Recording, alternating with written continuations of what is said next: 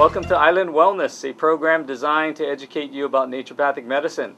Today is September 19th, 2010. I graduated from the National College of Naturopathic Medicine in Portland, Oregon in 1988. I've been practicing naturopathic medicine in Hawaii for the past 21 years. Naturopathic physicians are licensed in the state of Hawaii as primary care providers, just like medical doctors. Let me give you a brief introduction to naturopathic medicine. Naturopathic medicine is a primary health care system founded on the honored universal principle that innately the human body has the mechanisms in it to heal itself, no matter what the current status may be. Therefore, the human body is the ultimate healer. Furthermore, a physician's true role is to support this process by using modalities of treatment that work in harmony with the body's natural healing ability. Hippocrates, the father of modern medicine, practiced by these same principles thousands of years ago. Well, that's about me. Well, that's enough about me in naturopathic medicine. Now let's find out if it works. To help illustrate this, I typically ask a patient to share his or her experience with naturopathic medicine so that you can get a better understanding how this safe and effective form of medicine works. Our guest appeared on Island Wellness in November 2008, 3 years after he overcame a recurrence of invasive stage 4 bladder cancer in December 2005. Today's guest was first diagnosed with urothelial carcinoma or bladder cancer in January of 2005. He initially underwent the typical conventional medical treatment of surgery, immunotherapy, and chemotherapy. However, the bladder cancer returned with a vengeance in May of 2005, more aggressive than in January 2005, which is common. He decided to try another option for his second go-around with bladder cancer and used only naturopathic medicine. In December of 2005, the invasive stage 4 bladder cancer disappeared. Our guest makes his appearance with us close to 5 years from the date of his recovery from the invasive bladder cancer. Why is this date so significant? The 5-year survival rate for invasive stage 4 bladder cancer is somewhere between 5 and 15%. Doug, thank you so much for joining us again. Glad to be here. Doug, I want to thank you for letting us parade you out here again. But people always ask me, how is Doug doing? Is Doug still alive? Others want to know, sure, naturopathic medicine may have kept Doug alive for 3 years, but what about now? 5 years later, significant time. How are you doing? I'm doing perfectly well. All right. Cancer-free? Cancer-free. As a matter of fact, I just went to see my oncologist on Thursday of last week. Of last week? And I'm free. Free of cancer. All right, good for you. So Doug, many people haven't seen this program before, but when were you first diagnosed with bladder cancer and what treatment did you receive back then? At that time, I received the chemo treatment known as BCG. Mm-hmm. And of course, after surgery, mm-hmm. I was treated with that chemical agent. Mm-hmm. It's known as BCG. And you were diagnosed in January of 2005? Actually, it was in December of 2004. Okay. And the surgery was done in January of 2005. Okay. What symptoms signal that you may have bladder cancer? Well, initially, I could say months earlier, I had bleeding in blood in my urine.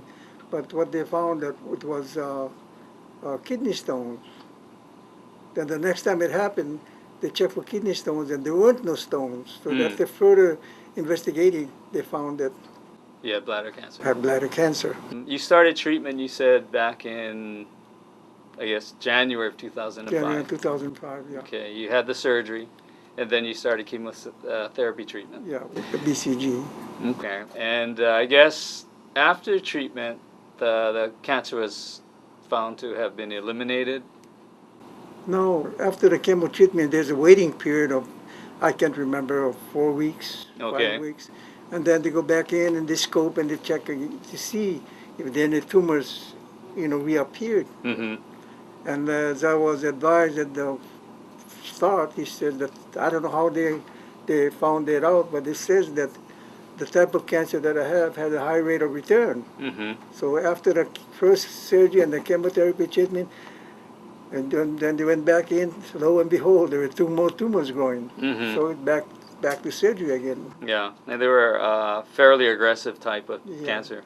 Okay. And this was in May 2005? I believe it was in May. you Okay. know. Then you came in to see me in June Yeah, I 2005. believe that was halfway during that chemo treatment Mm. that someone came to talk to me about naturopathic medicine. Oh, okay, okay. You know, So you had never heard of naturopathic medicine well, my neighbor. at that time? No, absolutely not. My neighbor came and talked to me about naturopathic medicine, and I had no idea what it was all about. Oh, oh. But you know, that was the key. Yeah, The he key- got the that key- seed planted Yeah, in you. the key in fighting back. Mm. Okay. What do you say? Why do you say the key in fighting back?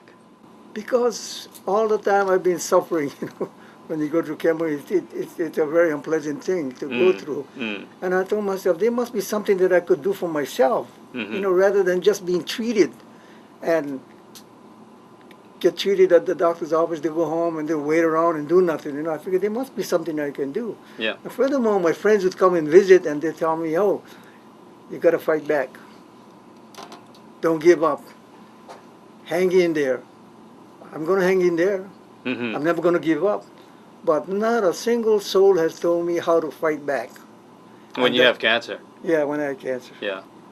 But I knew all along that there must have been something that I could do to fight back. Yeah. And that fight back is naturopathic medicine, because that's where you do something for yourself rather than sitting back and doing nothing. Mm-hmm. And when you go through naturopathic medicine and you do things for yourself, that means that you're assisting and you doing things to speed up the healing process. And that's very important, to speed up the healing process. Well said, Doug. Sounds like you've been doing a lot of lecturing lately. I have. And that's my mission today, is to go out and educate people and let them be aware and to take preventive steps in taking care of themselves. Not only for themselves, for their loved ones also, you know. You are doing a lot of lecturing now because people Yeah. have heard of your story. Yeah, quite a bit. Yeah, just a And segue for everyone. I've had quite a few people call me, and people whom I've never known, you know, they hear about what I did, you know, so they call me and they invite them over to the house, and I try to tell them exactly what I did. Of course, you know, I cannot give them any medical advice, which I Mhm. tell them that, you know, but what I did, I just share the things that I did Mm-hmm. with them. And like I tell them, whatever you pursue, you need to get medical clearance. You need to check with your physician, you know, whatever you're going to do. All right. You had mentioned fighting back, you know, and that's important because a lot of people who are diagnosed with cancer, basically the treatment is left up to the physicians. They might not feel like they have any role in deciding which treatment you're going to get, right? The first time around when you were first diagnosed with bladder cancer, did you have any say in the treatment that you got? No, you see, the thing is, because of the fact that we don't understand, Mm-hmm. you know, and I don't think that any physician is really obligated to tell you and inform you of all the possibilities of trying to heal yourself. Mm. So we, as an individual, we need to take the time to educate ourselves, to find out why things happen the way they do, and the benefits you get from what you do, Mm-hmm. you know. So, you know, when people are diagnosed with cancer, they're going through their treatment, whether it's surgery or radiation, chemotherapy. A lot of time is spent wondering and hoping, right? But really, no advice is given to what you can do, That's whether to help yourself in your situation and your outcome, whether it's to eat, you know, this diet or eat these foods or take these supplements, you know, what kind of things you can use to help you. So your neighbor came to talk to you. Yeah, about naturopathic medicine. And then what impression were you left after that meeting with your neighbor? I wanted to go see a naturopathic physician right then and there, but I had to wait till the next day to call Dr. Jason. Right. So I guess that was the reason why you decided one, to see me, but also to use natural medicine. Would you mind saying it for the audience, the reason why you wanted to use naturopathic medicine in your fight against cancer?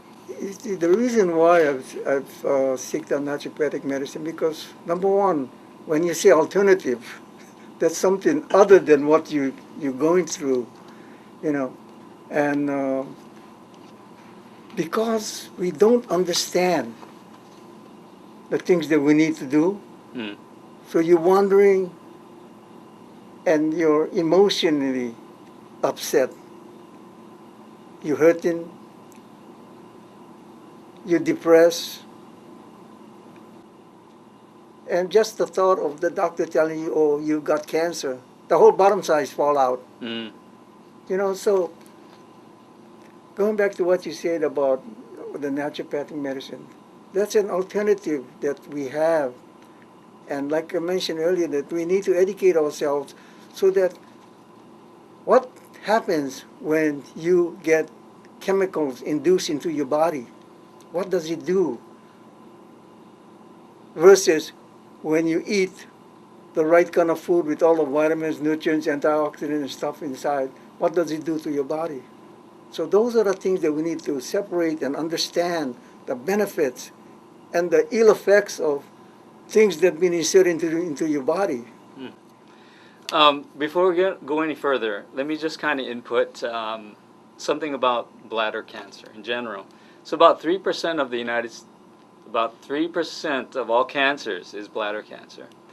And the most common cause of bladder cancer is exposure to chemicals, and that could be what Doug is alluding to when talking about chemicals in the body. So it appears that these chemicals, and Doug, you were a welder, right? Right. When you were working, and you're exposed to a lot of chemicals being a welder. Definitely. And you're breathing vapors, gases, dust, fumes. So those things are getting into the body, and the body doing its job, trying to eliminate some of these chemicals, some of the chemicals being released by the kidneys into the bladder, sitting in the bladder, then irritating the bladder and possibly causing the cancers. Right. Also, cigarette smoke and drinking beer also increases your incidence for bladder cancer. Were you a smoker and a drinker too, Doug? I'm not ashamed to say that at one time I used to smoke about 3 packs of cool cigarettes a day. And up to the time that I got noticed that I had cancer, I drank over 2 cases of beer a week, maybe 2.5. But counting the ones that my wife's buy, it's 2 cases. Plus I stopped by at my friend's place, I don't know how much more.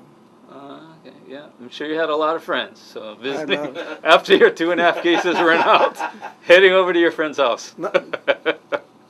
All right, so you weren't a light drinker. No, I wasn't a light drinker. So I did everything under the sun. In addition to the occupational hazards, you know, like welding fumes, gases, smoke, dust, all that. So, you know, the body was really being abused. Right. All right. Doug, why did you decide to seek my advice to help you fight the bladder cancer? Well, like I mentioned, it is an alternative to what I was getting. And I wasn't satisfied with what the treatment that I was getting. So I needed to find a way to speed up the healing process. And if there was any other kind of medicine, that I would do that too. I was seeking everything that was available. And I guess the only alternative was naturopathic medicine, and just happened to be... Right, because you had tried everything else that conventional medicine had to offer. The surgery, the immunotherapy, and the chemotherapy. Well, actually, from what I understand, there's only 3 ways to battle cancer: chemotherapy, radiation, and surgery. And there's no other treatment. But the alternative is naturopathic medicine, which is non-invasive. I can't say that there's absolutely no side effects. I think only Dr. Jason can can verify that. But as far as I know, I don't think there is any side effects. So yes, I beg to differ though, because you mentioned there's only 3 types of treatment for cancer. Conventional treatment, right? Yeah, yeah. So surgery, radiation, chemotherapy, but there's also another option, naturopathic medicine. So, and that's what we're going to be talking about tonight with what Doug used to help him defeat his cancer. So Doug, let's go back again a little bit, and I want you to repeat kind of what you had mentioned earlier. What were you looking for from natural medicine to help you with fight this cancer? What was I really looking for? Yeah, what were you looking for? Getting the dog hunting out of my system. Okay. And it didn't matter to me what I needed to do. Mm-hmm. You know, and I gave up a lot of things. Okay, yeah, you with did. Faith and determination and the desire to get well. I believe that in addition to what Dr. Jason is telling us, we need to have those 3 things: faith, determination, and the desire to get well. If you don't have that, It's going to be hard. Yeah. Doug, so you had bladder cancer. You got conventional treatment. The bladder cancer came back worse, more aggressive. And then your friends are telling you got to do something to fight back, right? And you didn't have a clue what that meant. yeah, because you know the thing that really gave me the strength to fight back is their love and their concerns that they express. You know, hey, I really appreciate that. All of what their calls, their gifts, and just by telephone calls, but not one individual, not one person told me how to fight back. So naturopathic medicine was Naturopathic medicine is the way to fight back, because because then you're doing something. You're not just being treated. Mm-hmm. You're getting involved in You're your getting treatment now. involved in that healing process. Not only the treatment, but the healing process, and that's what we're after: is to heal oneself, Mm-hmm. to get rid of this devil that's in your system. Mm-hmm. All right, Doug. At our first visit, this was back in June of 2005, we discussed a lot of concepts on how naturopathic medicine was going to help you fight back. What do you remember most about what I said about nutrition and diet? First of all, the dieting, the nutrition is by eating plant food. You have all the antioxidants, the vitamins, the enzymes, the minerals that'll do the fighting for you. And also the kinds of food that you need to avoid. In essence, maybe I'm sort of jumping the gun, but what I like to say is that what Dr. Jason told me was the fact that either your body is alkaline or acidic. And if it's not in the median, then you're going to be in the condition that I was in. So in order to have that balance, you need to consume plant food, which will get your body to be alkaline.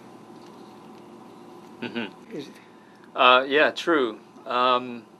According to science and medicine, the 4 vital nutrients that our body needs to help fight cancer: vitamins, minerals, enzymes, and antioxidants, which Doug was mentioning. Also, there are certain foods that weaken our immune system. These foods can be things like sugars, right? So we're just going to talk about diabetics for now. So diabetes, probably the worst disease we have in the world. It causes a lot of different types of problems, from increasing your risk of blindness, increasing your risk for Alzheimer's disease, leading cause of blindness, I should say, increases your risk for cancers, increases your risk for infections and illnesses, increases your risk for heart attacks and strokes, kidney failure or kidney damage, use of dialysis machines, nerve damage, leading cause of amputation. So sugars have been researched and studied in medicine, and we know that sugars weaken the immune system. According to one study, if you eat the equivalent of one candy bar, it can weaken your immune system by about 90% for about 6 hours. So if you eat the equivalent of about 4 candy bars, it's going to weaken your immune system for 90% for the whole day. And then Doug mentioned an alkaline diet, I guess. So the human body's pH is typically neutral, about 7, but acid being less than 7, alkaline being above 7. The human pH basically neutral, but the theory is that optimum healthy human pH is about 7.35 to 7.45, so slightly alkaline, not overly alkaline, because if you're at a pH of 11, which is very alkaline, you'd be dead. So we want your pH to be slightly alkaline. So the diet that puts you into that slightly alkaline range would be more fruits and vegetables. That's right. And void of processed foods, which basically are high in simple carbohydrates or sugars, because those foods make your body more acidic. And if you eat a lot of meats, that also makes your body more acidic. Because meats take enzymes and hydrochloric acid to break down, so your body will release these things in your stomach and digestive tract. And in your lower small intestines, your intestines will absorb the nutrients, and along with the food or the nutrients comes the acids from the hydrochloric acid, which makes your body's pH slightly more acidic. So that allows cancer to grow, So, according to the theory. but anyway, what I found out is that also the food that you need to consume and the food that you need to avoid, and basically the reasons why. Like if you eat acidic food, I believe cancer thrives on an acidic environment. Right. Like meat, pork, chicken, turkey, hot dog, and dairy product, milk, cheese, yogurt, stuff like that. Twinkies. And sugar. Mm-hmm. Cancer just loves sugar. It weakens the immune system. It also thrives. Sugar thrives on, cancer thrives on sugar. So we need to, I tell the people that while you're battling cancer, you've got to stop feeding the cancer in order to get well. Otherwise, you'll just be feeding the cancer, and you're not going to be able to win that battle. And Dr. Jason talked about about diabetes, about sugar. I talk about diabetes. I don't have diabetes, but my entire family is affected by diabetes. I lost my oldest brother due to diabetes at age 54. But if I knew then what I know now, maybe I could have prolonged his life a little longer. So all these things, what Dr. Jason is talking about, dieting and nutrition, that's the basic concept to battle all degenerative disease, I believe. That would be true. You know. Yeah. So, Doug, I'm sure the audience is dying to know what diet I recommended you eat and why. What you recommended You're right. was eating raw vegetables, juicing of vegetable juice, vegetables and fruits. This was during the time of me battling cancer, that I was told not to use too many fruits. Why? Because of the sugar content. But anyway, and eliminating all the food that I mentioned earlier. Mm-hmm. Were you a vegetarian when you came in to see me? No. No. Okay. Absolutely. Right. No. So there's a lot of do's and don'ts, right? You have to eat let's say about 20 servings of vegetables, about 10 servings of fruit, every day. So it's impossible to do, so that's why you had to juice. And you also have to eliminate cookies, cakes, pies, pastries, chocolate, ice cream, candies, as well as white rice and and pasta and bread and alcohol, vinegar, Yeah. breakfast cereals or cold cereals, Fermented juice, food. soda, Yeah. right? If they weren't fresh, right? You also had to eliminate the meats, right? So no beef, pork, and so what do you think of that diet when I mentioned it to you way back when? You know, to me,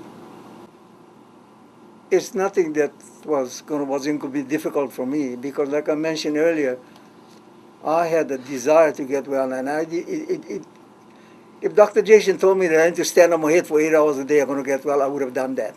I mean, that's how determined I was to do or not to do things to get well. Mm-hmm.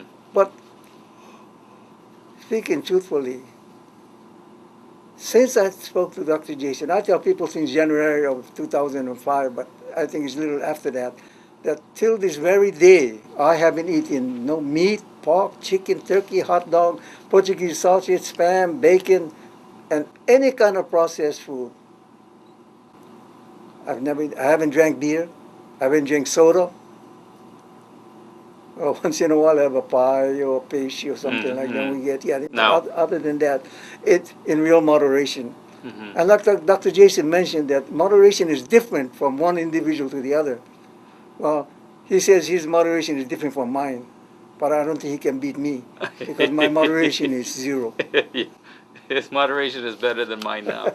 But that's what I told you, right? Yeah. Everybody's moderation is different. My Yeah. moderation is, you got to eat this way. So, Doug, you drank a lot of beer, right? 2.5 cases a week. How hard was that for you to give up? That no, I believe you're on the 11th floor. Right, Dr. right. Jason, when you told me that I gotta stop drinking, before I got down to to the parking lot, I told myself, "This is it. Pow, no more beer." No more beer. And that was it. All right. I mean, you have a lot of friends, right, who drink, I'm Yeah. sure. What do you know? What'd they tell you? No, you don't need to drink to get fun. That's what you told them. You don't need to drink alcohol to enjoy life. People tell me, "Hey, drink a beer, eat the steak, eat a holy chicken. You gotta enjoy life." Brother, you don't know how much I'm enjoying life more than ever. Yeah. I mean, you're alive. You know, that's what I tell people. You've got to take up the challenge. Stop eating all the things that you're addicted to. And I'll guarantee you, after 2 weeks, it took me about a week and a half, maybe a little sooner than that, to eliminate all the cravings that I have for all this addictive food. After 2 weeks, my taste buds change. I go to Zippy's restaurant. My wife and I sit down, and I might order hot cakes, and the waitress passed by with a spam and eggs. Right by my nose, I smelled it. I know what it tastes like, and it smells great. But I just have no desire because I've lost all the urge and the cravings for food like that. Mm-hmm. And the reason for that is because I know it's not good for me. But I'm well now, so they say once in a while you can. But why should I? Why should I go eat something that I don't care to eat? Steak. I barbecue steak at home when people come to my house. I don't think it's fair just because I don't eat that they shouldn't eat, but I do. But we cut it thinly, small pieces. But I barbecue the steak, I smell that. But no desire to even taste No, it. I have no desire to eat that.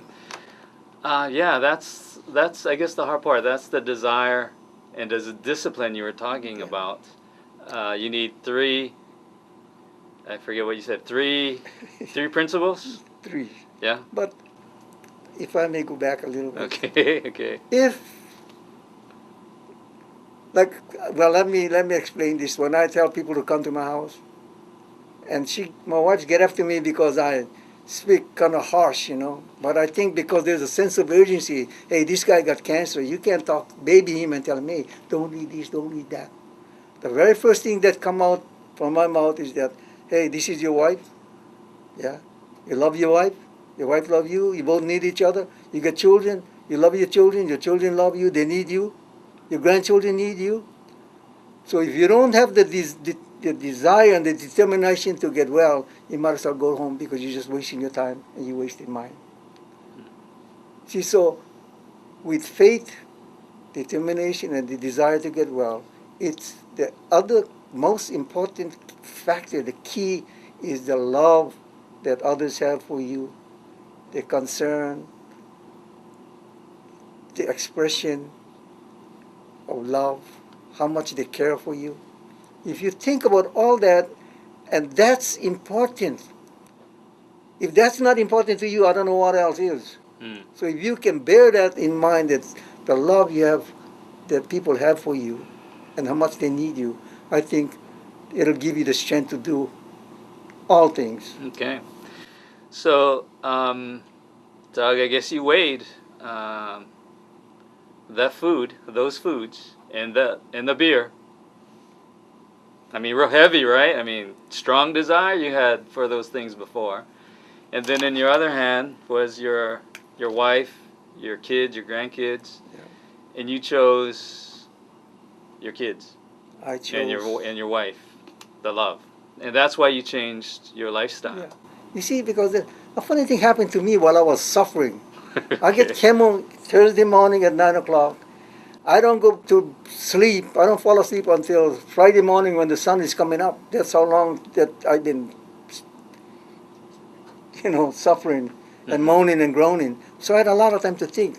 But, something came to me and says, what is the most important thing to you in your life? What is it? The lady sleeping in the bedroom. I'm out in the patio on my chair, moaning and groaning. She's important. My children's important. My grandchildren. So with that priority, I think that'll give you the strength to eat all the food you need to eat, what Dr. Jason is telling you, even if it doesn't taste good. Because for me, I don't eat for taste. It can be people can say it's the nastiest taste. How can you eat that nasty tasting? I said, I don't care. As long as I know that it's going to nourish my body and heal me and cure me. That's all that matters. Yeah, that's a good point. A lot of patients, and these are not only my patients who see me for cancer. These are my other patients who may have skin problems. A lot of them struggle with the diet, mainly because of the desire to eat what I ask them not to eat. And a lot of them ask me, do I eat that way? Don't I find it hard? So like what Doug is saying, I made the choice years ago that I was going to be a naturopathic physician, and my life is health. So the foods I choose is for that reason, not for the taste like unfortunately most people do, but it's mainly because that food is good for my body and that's why I'm going to eat it.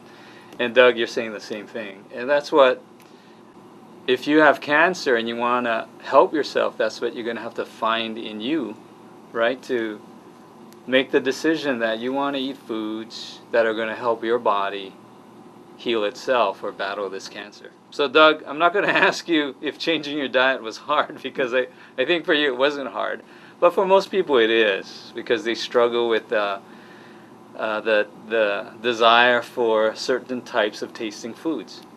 But you were very strict on the diet. You did the diet probably better than anyone else, any other patient that I had. I tell people, I know I went through all these things. That's why I can talk like this in this manner.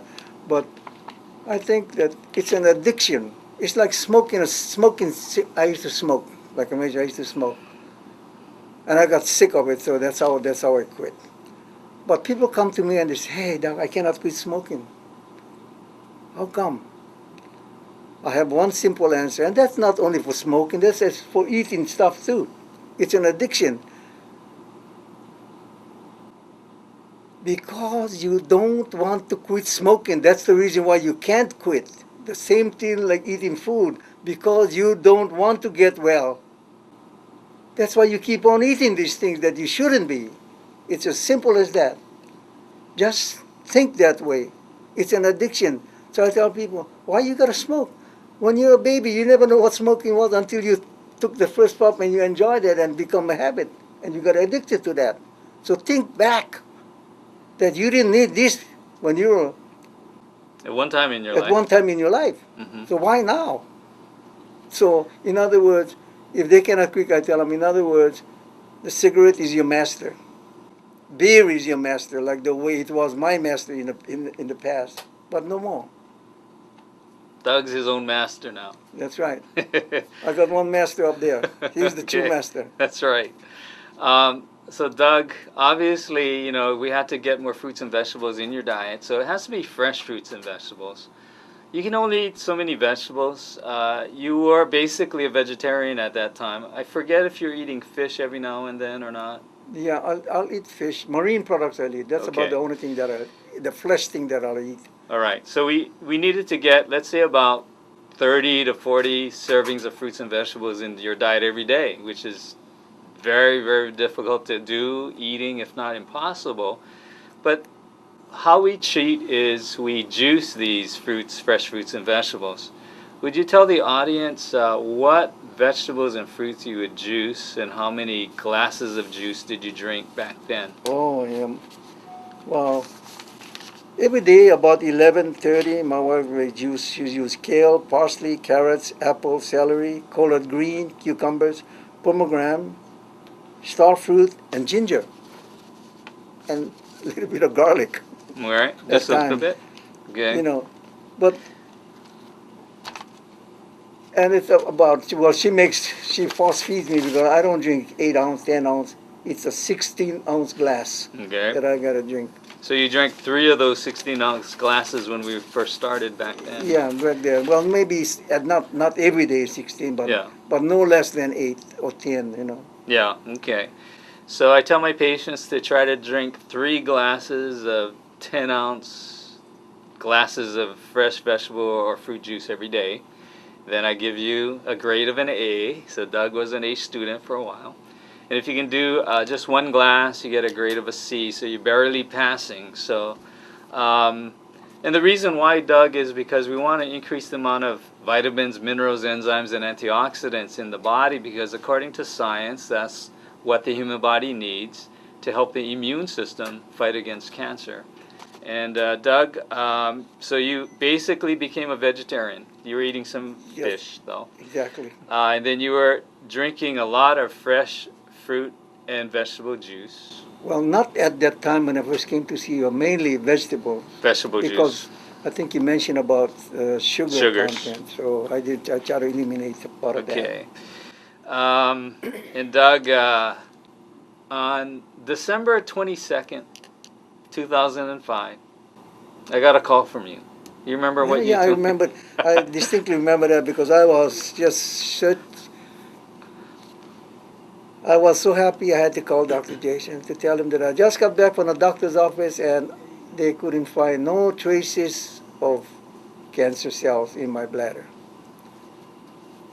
That was a good day, a good day. right?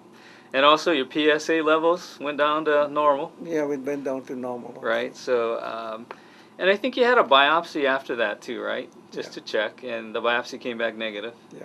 All right. So, Doug, during this time though, you know, a lot of people look at you now, right?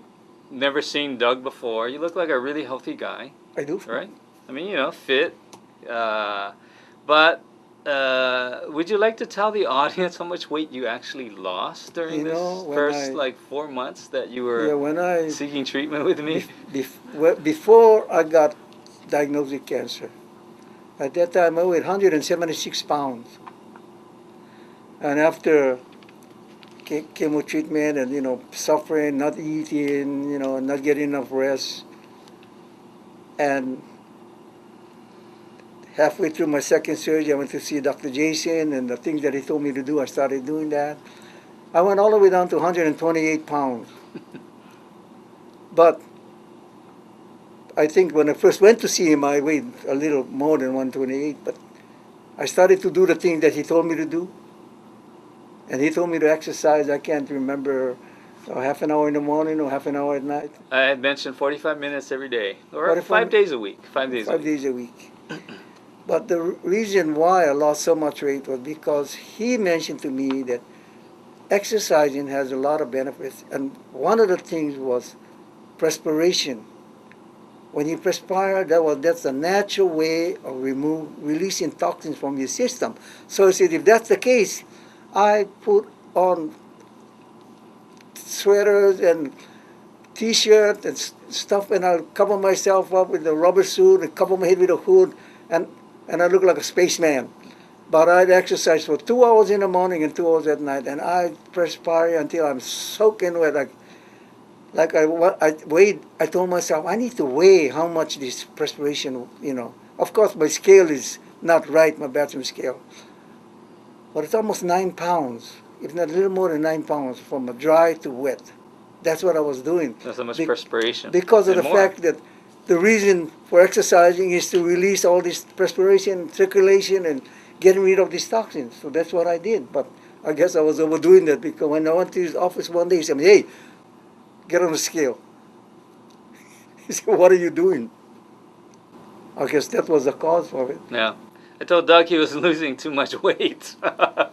Because we do need his body in fighting shape to fight the cancer. So you lost 45 pounds, I think, from the time I first saw you to when you got down to 128.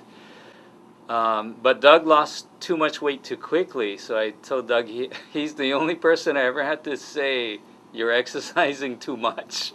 You gotta stop exercising. So you went from exercising like 4 hours a day. I asked you to exercise only about an hour and a half a day. So, I mean, you tell Doug to do something, and he does 3 times the amount that you tell him to do. Yeah, that's the thing with food too. My wife always tell me that you overdo. I say, well, it's better than underdoing. So, going back to the vegetables and what you've been talking about. Okay. Today, I don't care to eat cooked food. I mean, I'll eat it if I go somewhere and that's all they eat, but I still be cautious about what I eat. But when I'm at home, raw food, raw vegetables is what I eat. You can actually taste the flavor in the raw vegetables that you eat now, right?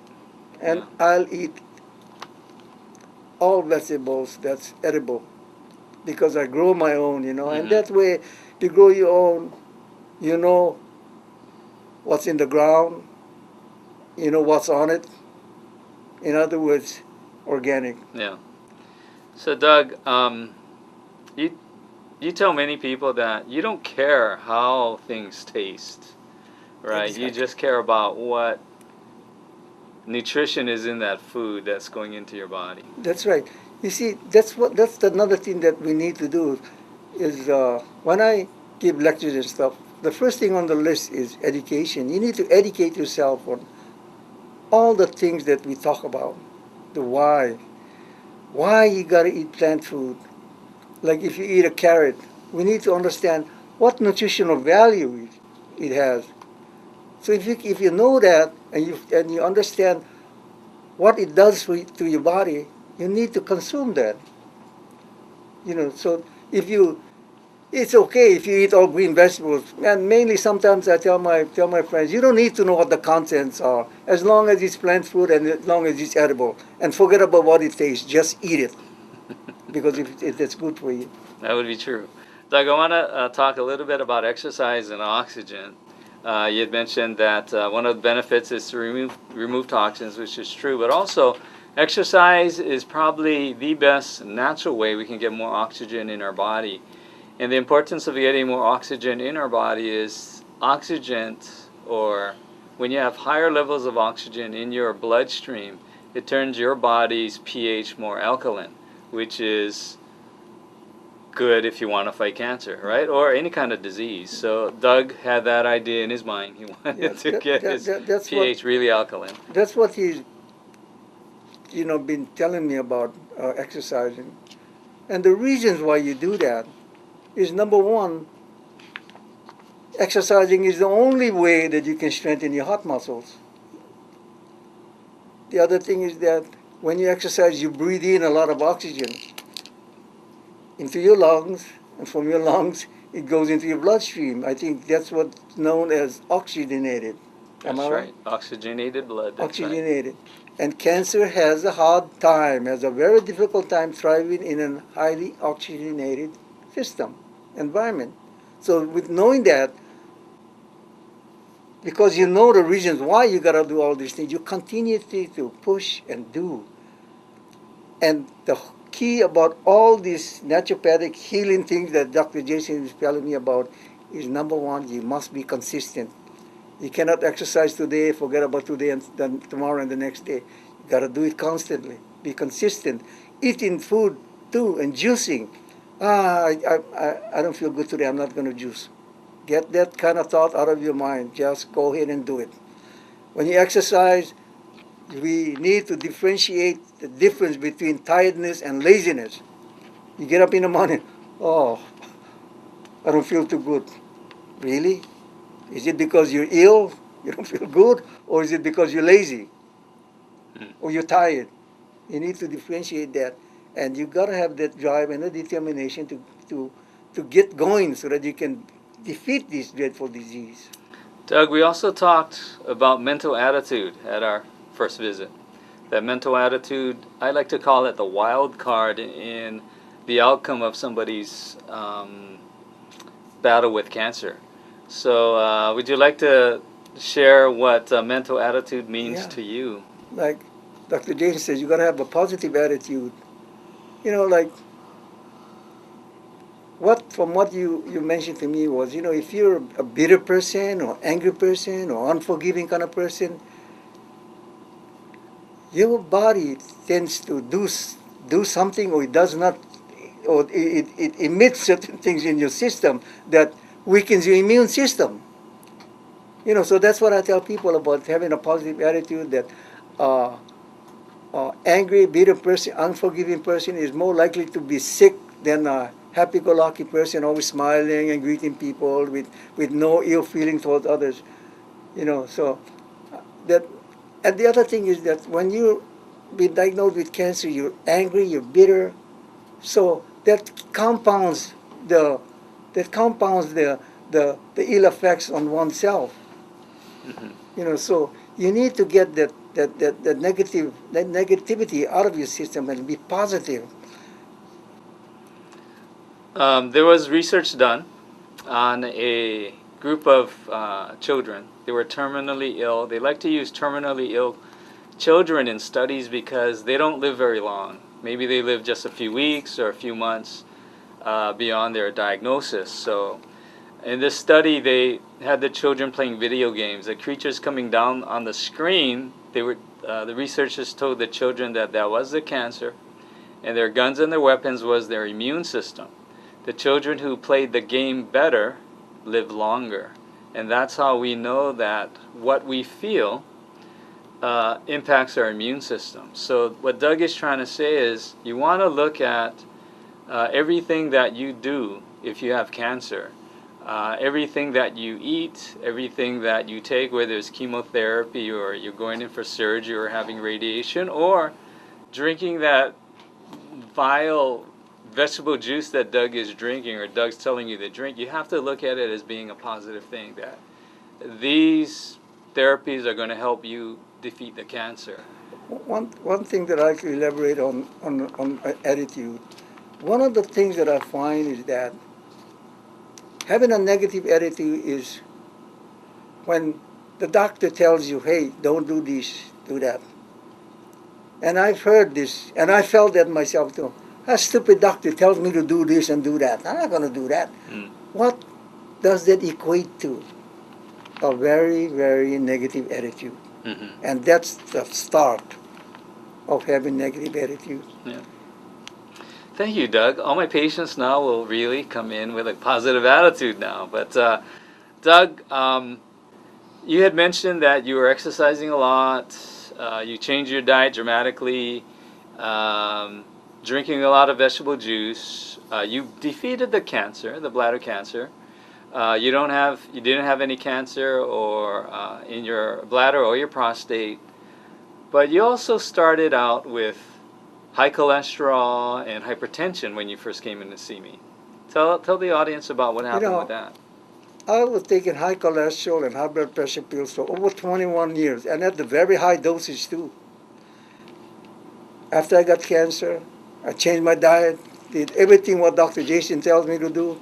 I go to my conventional doctor and he tells me, oh, I see your cholesterol is lowering, you know, so maybe you don't have to take that anymore. So, okay, and I told him like this, I said, Doc, the other one next. And he looked at me and he laughed, he shook his head and walked out the door. He knew what I was talking about. That was a high blood pressure Medications. I no longer take any prescription medication. No high cholesterol, no high blood pressure. So if you change your lifestyle, you change what you eat, you can get rid of all these things. But you gotta be able to challenge yourself and tell yourself, I want to do it. All right, Doug. You know, you talk to a lot of people with cancer. A lot of people come to you because they know you beat cancer. You've seen a lot of people go through the treatment with me. Would you mind telling the audience your observation of who has done better beating the cancer and who hasn't? Have you seen any differences in these people? Well, some of them, yes, I've seen them because I guess they follow through and take your recommendations, you know, supplements and changing their lifestyle, that they've gotten better. Mm-hmm. But at the same time, you know, I hate to say this, but there were some who did not make it. Mm-hmm. And the sad part is that they were younger than me. Mm-hmm. So actually, if you do change your lifestyle, you can get back on track. And I really like to say this, that alternative medicine is the way to go. The ones who didn't do very well, did you see a pattern with why they didn't do well, according to your opinion? For a simple reason that they did not obey what been said to them. They weren't following the They diet? weren't following the 2 minutes. Mm-hmm. All right, Doug. We only have maybe 2 minutes left, Doug. What would you like to tell anybody out there who has cancer and is looking to do something to help fight this cancer? Give me a call, talk to Dr. Jason. And like I mentioned earlier, you got to have the desire, the determination, and the faith. And I really believe that you get assistance from him up above. If you can do that, you get the faith. He'll give you the strength. He'll give you the strength to do the things you need to do. That's where I got my strength. Believe me, I can actually say that if you're a believer, you can think about all these things, you think about the love that's been expressed. It'll give you the strength to do those things. Yeah. Thank you, Doug. I'm sorry to say that our time is up. I'd like to thank Doug again for joining us and sharing your incredible story about overcoming bladder cancer. But there is so much more to say. There's so much more things that can be said, but it's very difficult to put all these things in an hour, because you can talk about defeating cancer in 1 hour. Yeah, that's true. I'd like to thank all of you for tuning in and joining us today. I hope you enjoyed the program and learned something of value. Please continue to look for and tune in to Island Wellness on Olelo Television. My name is Dr. Jason Uchida. Goodbye.